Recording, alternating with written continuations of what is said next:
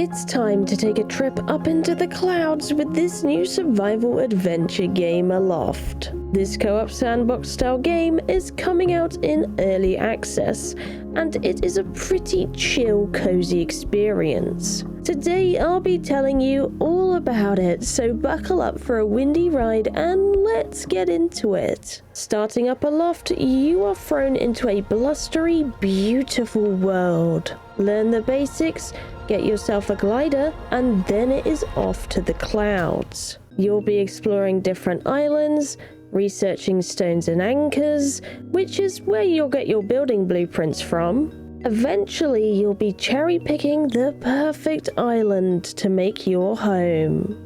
Slap a sail, wings, and a rudder onto your chosen paradise, and now you can use this island like an oversized airship to sail around and explore different floating islands, which will have puzzles, things to collect, or they might be corrupted. When an island is corrupt, your goal is to cleanse it by popping the big tentacle pimple plants to uproot the corruption.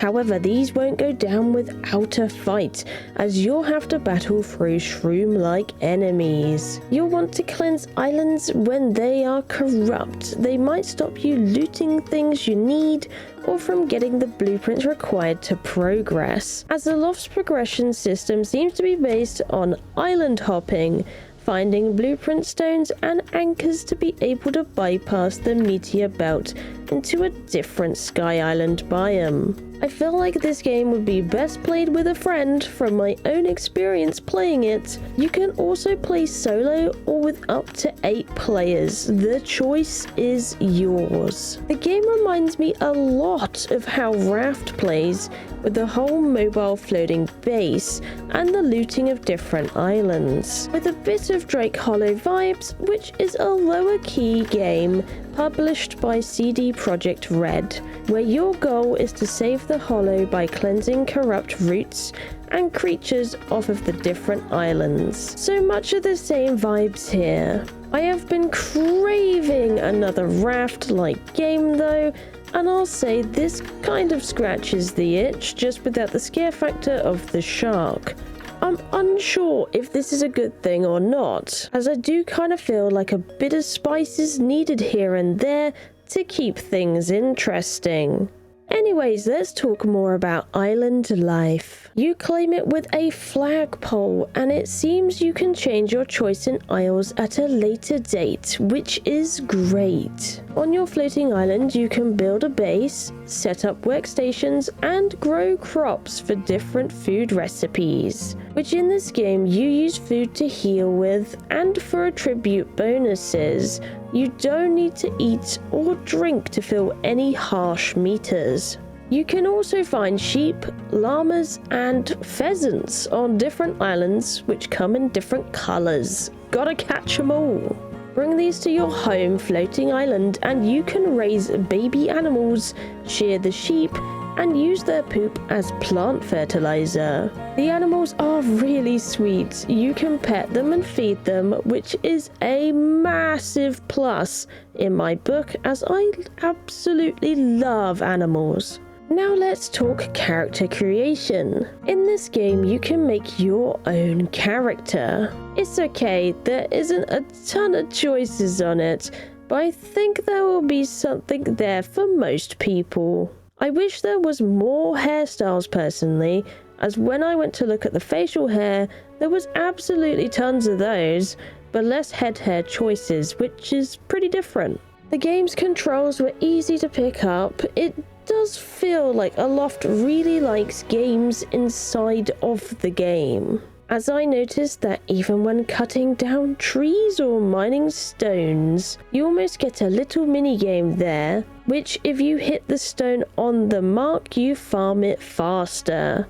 And you can find a lot of the same thing in crafting benches, which instead of waiting for things to craft over time, doing the minigame can speed up the crafting time. I really like this in the benches, as it's very different from anything else I've played. However, I'm not a fan of the usage on tools, as it is very distracting and often awkward to use, as when you mine some materials the minigame will be popping up randomly or keep going once you've finished a piece of stone off, which is a bit jarring. The inventory management and size is good. It's not something you have to worry about very often, and it's pretty forgiving, which is a huge relief with games like this that require you to pick up a lot of different and unique materials. They also sort into categories, which can be weird to get used to at first, but once you've gotten a hang of it, it's actually quite nice and organized. Let's move on to the topic of corruption. So we already went over a small part of it, but there is an additional step to these, which is finding an island and it is partially corrupted. I found it not very well explained what was going on with these particular isles. That, and it can be frustrating to repair them, as it's easy to miss things you need to repair to bring the meter up to 100%. Basically, you have to repair the ecological state of the island by planting trees, fixing up lampposts, cutting down corrupted trees, which was quite confusing for me until I dipped into the game wiki. Yes, it has a guide in-game, which is helpful to browse when you're in a pickle. It's either that or the fungus-style corruption with the creatures that attack you, which I must admit I did start getting pretty bored of clearing these up after a while. It's pretty much the same thing over and over, just with more corrupted tentacle pustules to cleanse on the bigger islands.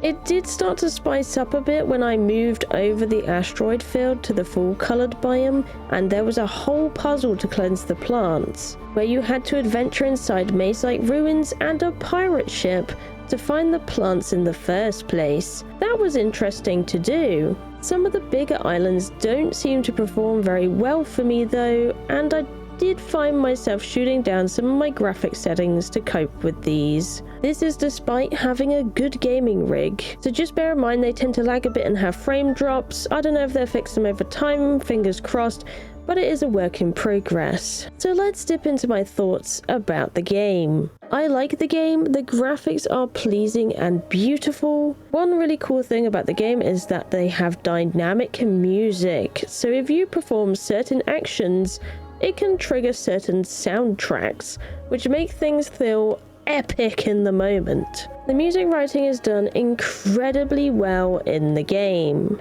The fact you can take over ownership of an entire island and drive it around like a car is unique and fun. I love the concept, I really enjoyed it. The game does feel like it gets very repetitive, which can be a big downside to it, but I do feel like if you brought friends along, some of those more boring parts would go by faster and be more fun, as you'll be able to share the grind out. That, and you could have fun developing different roles between your shipmates, like having a ship mum, adventurers, and builders. Overall, I think it's a very solid early access game, and it is worth a try if you'd like to dip your toes into a relaxing evening in the clouds. If you liked today's video, smash a like on it, and check out some of my other game reviews over here in the top right, or in the end cards. And subscribe for some more survivally game goodness. But either way, thank you for watching, I love you, and I'll see you in the next one. Bye bye!